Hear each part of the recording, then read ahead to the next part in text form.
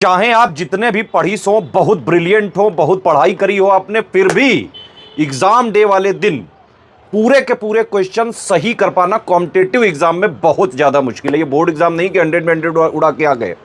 यहां पे एक बात आप समझ लीजिए कि 100% क्वेश्चन ना कोई कर सकता है, ना आज तक कोई कर पाया है, ना आयोग कभी करने देगा। आईएएस पीसीएस वाले एग्जाम में जनरली ये होता है कि जो अच्छे खासे सीरियस स्टूडेंट होते हैं उनको भी एग्जाम के प्री वाले जो है पेपर में, जीएस वाले में 40-45% क्वेश्चन ही एग्जैक्ट जो है पता होते हैं। अगर आप बहुत ही ज्यादा ब्रिलियंट हो तो बहुत ज्यादा, मान लिया 50%। उसके बाद फिर कहीं ना कहीं कुछ क्वेश्चंस में गेसिंग करनी पड़ती है, तुक्का लगाना पड़ता है, एलिमिनेशन मेथड करना ही पड़ता है। बिना तुक्का लगाए प्रीलिम्स जो है हो ही नहीं सकता है। तो सारे चाहे सीरियस स्टूडेंट हो, ब्रिलियंट स्टूडेंट हो, कुछ जो है क्वेश्चन में आपको तुक्केबाजी करनी ही पड़ेगी, क्योंकि कट ऑफ के लिए जो है मार्क्स निकालने ही निकालने हैं। और उसके लिए जब आप पहला राउंड करते हो, पहले राउंड में आपको सिर्फ और सिर्फ वही क्वेश्चन आपको टिक करने हैं जो 100% पता हैं। और वो कितने निकलते हैं वो आपकी जो है पढ़ाई पे, इस सीरियसनेस पे, स्मार्टनेस पे, प्लस आपने प्रैक्टिस वगैरह करी है, इन सब पे डिपेंड होता है। अब अगर आप ये समझ लीजिए कि आप चाहे जितने भी ब्रिलियंट हो, मैक्सिमम 50% ही आपको पेपर में ये पता होता है कि 100% सही है। ये नहीं कोई कह सकता है कि भाई मैंने 120 करे और 120 में से 120 सही हो गया, हो ही नहीं सकता ऐसा। ये बिल्कुल जो है अफवाहबाजी है, या फिर वो ज़्यादा जो है होशियार बन रहा होगा, ज़्यादा स्मार्ट बन रहा होगा। बस 50% तक ही मैक्सिमम हो सकता है, उसके बाद तुक्के का ही गेम होता है। बिना तुक्के के मतलब कट ऑफ निकल ही नहीं सकता है, थोड़ी बहुत तो तुक्केबाजी करनी पड़ती है। अब देखिए एग्जाम में 3 टाइप के क्वेश्चन आते हैं सालों के एनालिसिस के आधार पे, कि आधे क्वेश्चन 50% आपके जो है एवरेज वाले सवाल होते हैं, जो ऑलमोस्ट सब लोग सही कर सकते हैं थोड़ी पढ़ाई करके।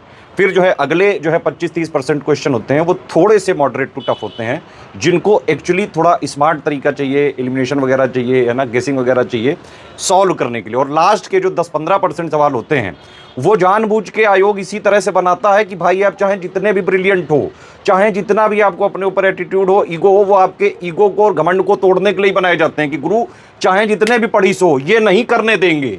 लेकिन जब आप एग्जाम दे रहे होते हैं तो परिस्थितियां जो है, काफ़ी ज़्यादा प्रेशर होता है आपके ऊपर, इतने सारे लोग बैठे रहते हैं, बाकायदा सबकी नज़रें होती हैं, तो काफ़ी विषम परिस्थितियों में आप एग्जाम देते हैं। वहाँ पे प्रेशर होता है, साइकोलॉजिकल प्रेशर भी बहुत ज़्यादा होता है। और वहाँ पे परफॉर्म करना प्लस घर पे परफॉर्म करना, दोनों अलग अलग चीज़ें हैं, ठीक है। जब आप एग्जाम में परफॉर्म कर रहे होते हो तो उस विषम परिस्थितियों से आपको अपना धैर्य नहीं छोड़ना है, अपने साहस को बना के रखें और गुस्सा क्रोध वगैरह मत करें। ये नहीं कि जो है क्वेश्चन नहीं सॉल्व हो पा रहा है, पानी वगैरह का भी इंतजाम नहीं किया है आयोग ने, सामने देखा इन्विजिलेटर की जो है ये सर्दियों में इतनी दूर से, एक तो सेंटर में बुलाया इसने, पानी भी नहीं मिल रहा है, सामान भी नहीं रखा गया, यहाँ क्वेश्चन भी नहीं सॉल्व हो पा रहा है, तुक्का भी नहीं लग रहा है।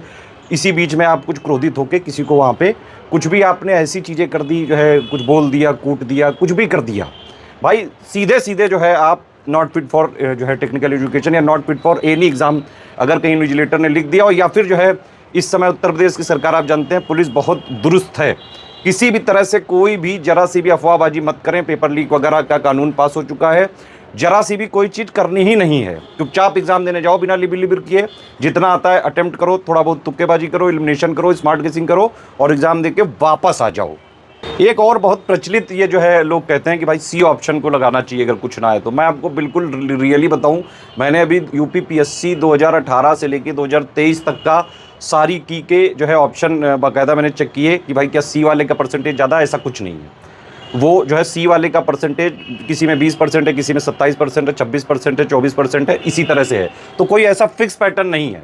मतलब जैसे ये प्रोबेबिलिटी होती है ना कि भाई 4 ऑप्शन है तो चारों जो है 25% होंगे, है ना, तो वो उसी तरह से है। ये ऐसा कोई विशेष यहाँ पे वो नहीं है कि भाई सी ही ऑप्शन आता है, तो ये सब बेवकूफ़ी कतई मत करें। देखिए इसमें ये समझना पड़ेगा आपको तुक्केबाजी करते टाइम कि 2-3 टाइप के क्वेश्चन होंगे। एक तो ये होगा कि भाई सीधे आपका सॉल्व हो गया, है ना।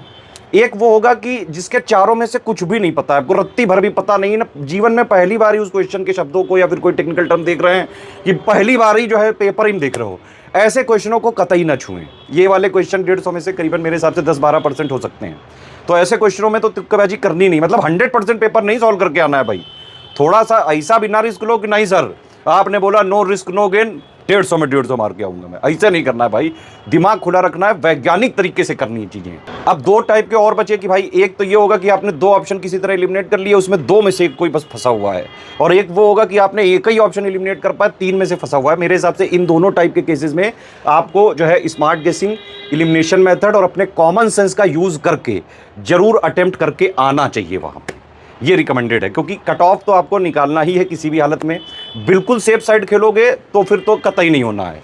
क्यों? क्योंकि मैंने बताया आपको भाई, चाहे जितने भी ब्रिलियंट हो आप, ऐसा नहीं हो सकता है कि आप पूरे के पूरे जो है पेपर में आपको 100% जो है सही मिल जाए, बिल्कुल 100% आपको पता भी हो कि एक भी गलत नहीं हो सकता, ऐसा कोई पैदा ही नहीं हुआ है। एक और चीज़ कर सकते हैं आप कि अगर मान लीजिए कोई ऐसे क्वेश्चन है जिसमें चारों में से कुछ भी नहीं पता है आपको, तो आप ये कर सकते हैं, मान लो आपको लग रहा है कि एक आपकी मन की गट फीलिंग कह रही है, एक अंदर का इंट्यूशन कह रहा है कि यार मुझे लग रहा है यही होगा, ए बी सी में डी में जो भी आपको लगे, तो उस टाइम अगर आपको लग रहा है कि आपके बचपन से चीज़ें क्योंकि पड़ी हुई है, कहीं ना कहीं सबकॉन्शियस माइंड में है, कुछ ना कुछ जो है रिकॉल करने की दिमाग कोशिश कर रहा है, आपको संकेत दे रहा है, तो अपने मन की बात सुने। वहाँ पे ध्यान रखें, कभी कभी जो है पेपर के क्वेश्चन में ही उसका आंसर होता है। अभी जैसे बीपीएससी में कोई क्वेश्चन आया था, उसमें प्लेस का नाम पूछा था, पटना साहब वो था, और उसमें उसी में ऑप्शंस में भी पटना था।